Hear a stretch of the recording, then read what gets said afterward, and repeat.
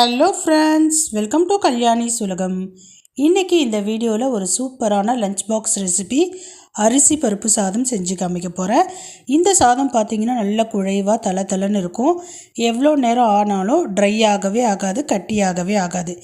இதே மாதிரி நீங்களும் செய்யணுன்னா வீடியோவை ஸ்கிப் பண்ணாமல் பாருங்கள். அதே சமயம் நம்ம சேனலை சப்ஸ்கிரைப் பண்ணிக்கிங்க. கூடவே இருக்கக்கூடிய பெல் ஐக்கானை ப்ரெஸ் பண்ணி அதில் ஆல் ஆப்ஷனை கிளிக் பண்ணிக்கிங்க. மறக்காமல் லைக் அண்ட் ஷேர் பண்ணி நம்ம சேனலுக்கு சப்போர்ட் பண்ணுங்கள். இப்போ செய்ய ஸ்டார்ட் பண்ணலாம். அரிசி நான் பார்த்திங்கன்னா சாப்பாட்டு அரிசி தாங்க எடுத்துக்கிறேன். நீங்கள் எந்த கப்பில் மெஷர் பண்ணுறீங்களோ, ஒரு கப்பு அரிசினா அதே கப்பில் பாதி அளவுக்கு துவரம்பருப்பு எடுத்துக்கோங்க. நான் 200 கிராம் அரிசி எடுத்திருக்கேன், 100 கிராம் துவரம்பருப்பு எடுத்திருக்கேன், ஒரே ஒரு டேபிள் ஸ்பூன் அளவுக்கு சிறுபருப்பு எடுத்திருக்கேன். இப்போ இது எல்லாத்தையும் நல்லா கழுவிட்டு குக்கரில் சேர்த்துக்கலாம். கொஞ்சமாக பெருங்காயம் சேர்த்துக்கிறேன், ஒரு 10 பல்லு பூண்டு சேர்த்துக்கிறேன், 2 பச்சை மிளகாவை முழுசாக சேர்த்துக்கிறேன், 3 தக்காளி சேர்த்துக்கிறேன், கொஞ்சமாக உப்பு, இந்த அரிசி பருப்புக்கு தேவையான அளவு உப்பு சேர்த்துக்கிறேன், 1/2 ஸ்பூன் மஞ்சத்தூள் சேர்த்துக்கிறேன், 1 ஸ்பூன் நல்லெண்ணெய் சேர்த்துக்கிறேன். இப்போ அரிசி பருப்பு வேகிற அளவுக்கு தண்ணி சேர்த்து குக்கர் மூடி போட்டு 4 விசில் விட்டு எடுத்துக்கிறேன்.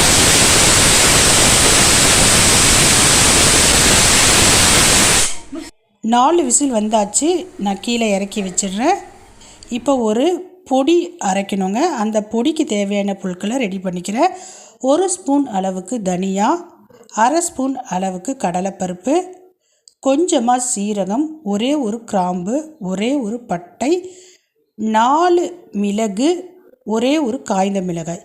இதை போட்டு நல்லா வறுத்து இடித்து பொடி பண்ணி எடுத்து வச்சுக்கலாம்.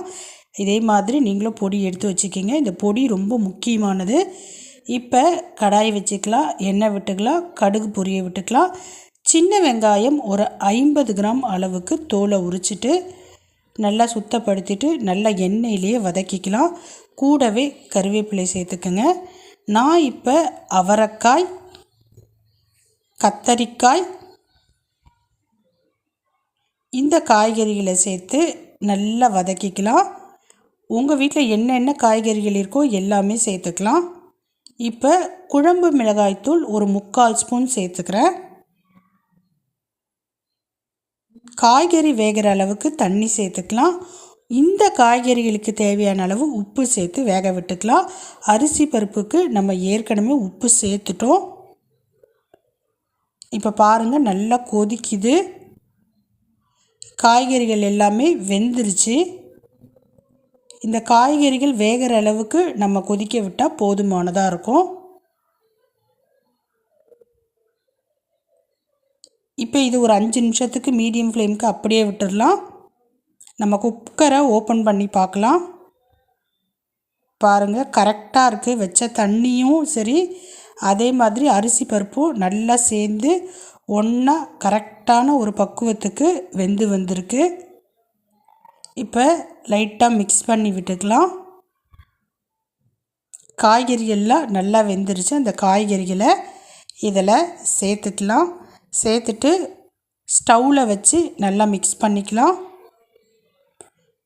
ஒரு 5லேருந்து 8 நிமிஷத்துக்கு சிம்மிலேயே வச்சு நல்லா கிளறி விடலாம்.